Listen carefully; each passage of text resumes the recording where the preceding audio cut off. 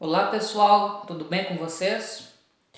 Eu estava hoje revendo os vídeos que eu já fiz aqui pro canal e acabei me deparando com um vídeo antigo onde eu falo como eu me tornei ateu, né? Não sei se vocês já viram esse vídeo, mas depois eu vou deixar aqui na tela final para que vocês possam ter acesso e vejam esse vídeo, que trata de um vídeo onde eu falo assim meio resumidamente como é que ocorreu o processo pelo qual eu acabei me tornando ateu, me identificando como ateu, enfim, né, rompendo os vínculos com uma visão de mundo religiosa.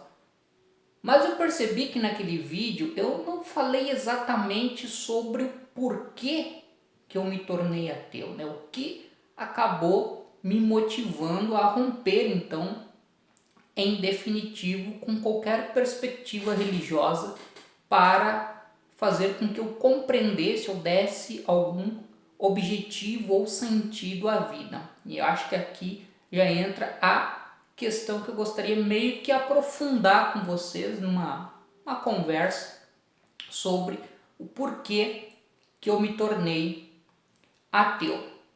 Então, a questão básica, né, eu gostaria de compartilhar minha experiência até, talvez alguns de vocês já tenham se perguntado sobre isso, ou talvez quem esteja vendo os vídeos possa ter algum tipo de dúvida em relação a isso, por que uma pessoa se torna ateia, etc., ou apenas para conhecer.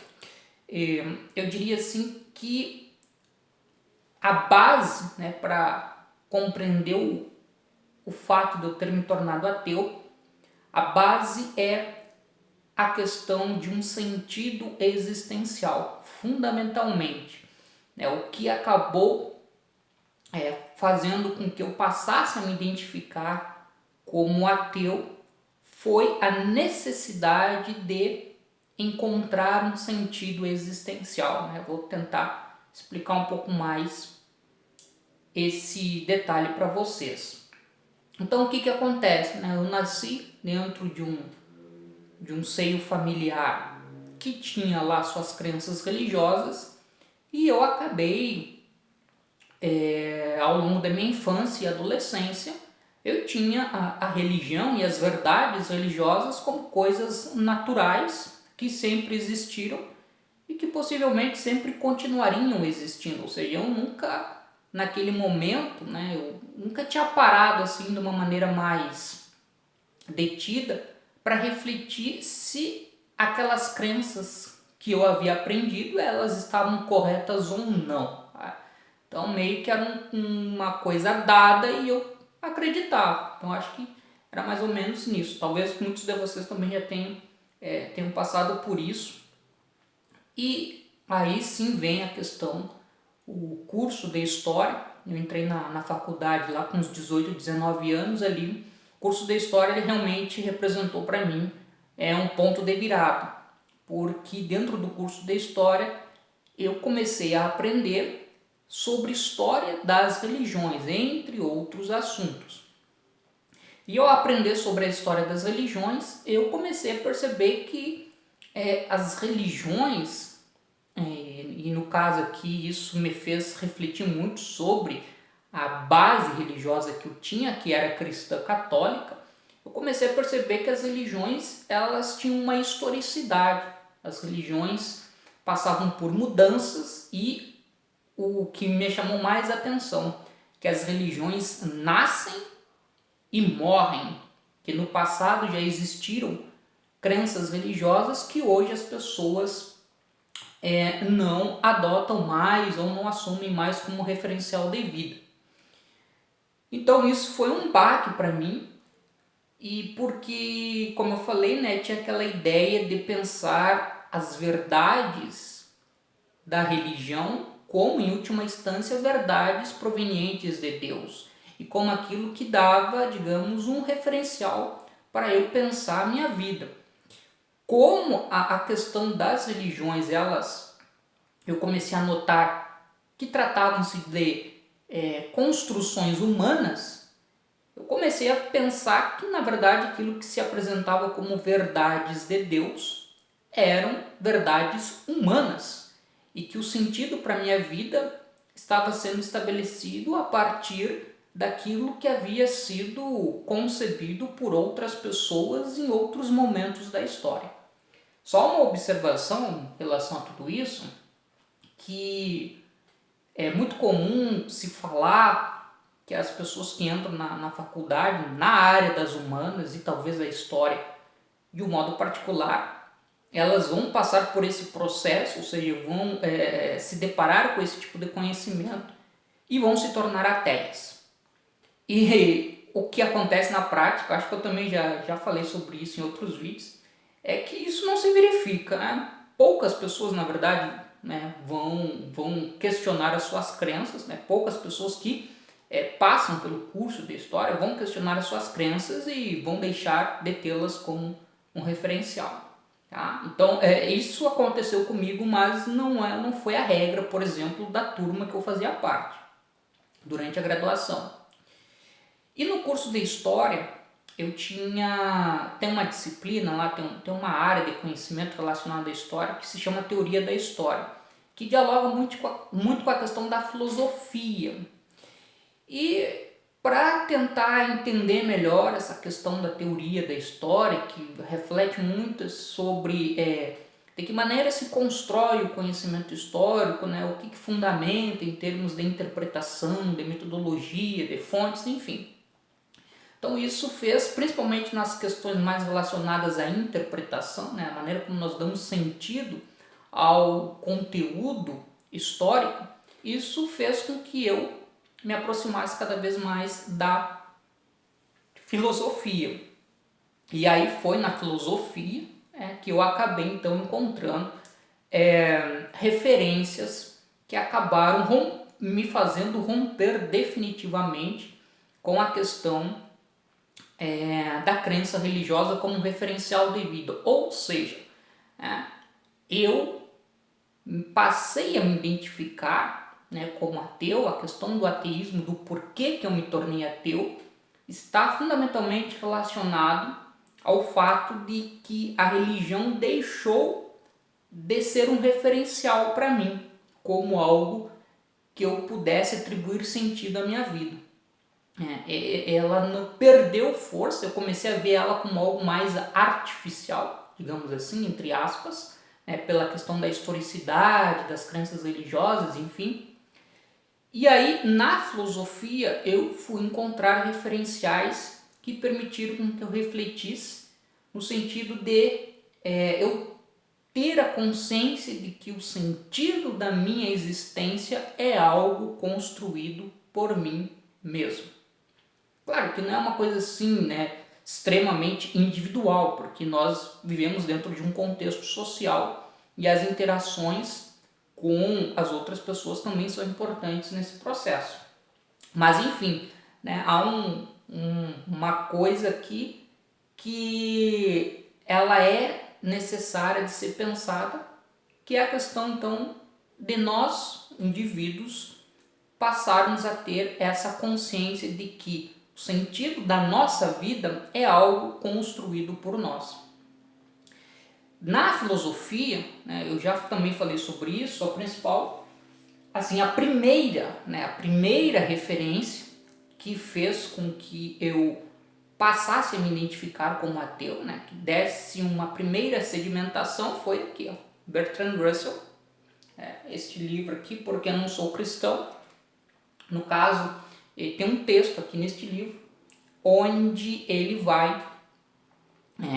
vai falar então sobre o porquê que ele não é cristão. Então vejam, né, o título do meu vídeo aqui é porque me tornei ateu. De certo modo, o Bertrand Russell também está fazendo essa reflexão no texto que ele escreve, onde ele vai intitular Porque Não Sou Cristão. Então ele vai colocar também, o livro é dividido basicamente em duas partes, né, o texto que eu estou me referindo.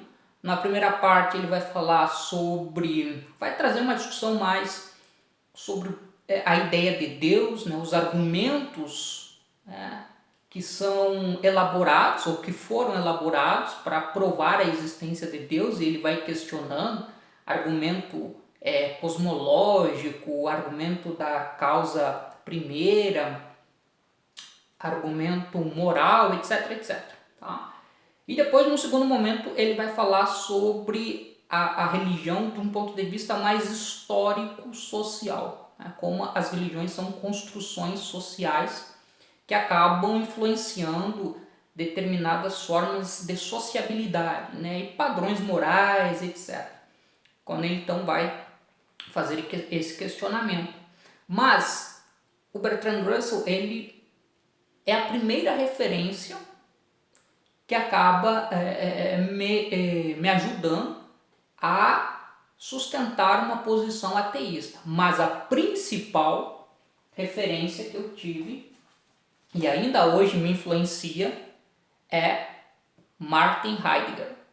E este livro aqui, de um modo particular, Ser e Tempo. Curiosamente, Ser e Tempo é uma obra publicada pelo Heidegger em 1927, que é o mesmo ano de publicação do texto Por que Não Sou Cristão, do Bertrand Russell. Então tem essa coincidência em termos de data bastante interessante. O Heidegger aqui, não será possível fazer um comentário muito extenso sobre o conteúdo desta obra, Ser e Tempo, que exigiria que a conversa se estendesse demasiadamente, mas enfim, sendo assim muito sucinto, né, correndo o risco de acabar reduzindo bastante o que ele apresenta, mas de uma maneira muito sucinta. O Heidegger, ele foi um filósofo alemão que ele tem a sua formação vinculada a uma tradição filosófica chamada de fenomenologia, né? Então, onde a questão dos fenômenos, a maneira como os fenômenos se apresentam aos indivíduos, passa a ser um elemento de investigação filosófica, e Ser e Tempo está imbuído dentro dessa tradição fenomenológica que ele aprendeu com o professor dele, Edmund Husserl. E o que o Heidegger vai colocar aqui? Basicamente, essa questão que acabou sendo um elemento fundamental na minha vida até hoje. É que ele vai pensar o quê? Que a existência dos seres humanos no mundo no qual eles vivem. Então ele coloca no livro, né, que os seres humanos existem no mundo e existem no mundo para viver a sua própria existência. Aí tem os termos filosóficos que ele estabelece, que ele coloca ali, eu não vou entrar nesses detalhes, mas enfim, que ele existe no mundo para viver a sua existência e que o indivíduo é responsável por construir o sentido da sua própria existência. Então essa foi, digamos, a grande lição, uma das principais lições que eu aprendi a partir da leitura dessa obra. Então, que o ser humano é responsável por construir o sentido da sua própria existência. E aí o Heidegger vai falar que nesse processo o indivíduo ele pode tanto desenvolver uma existência, digamos assim, de uma forma autêntica ou de uma forma inautêntica. O que seria isso?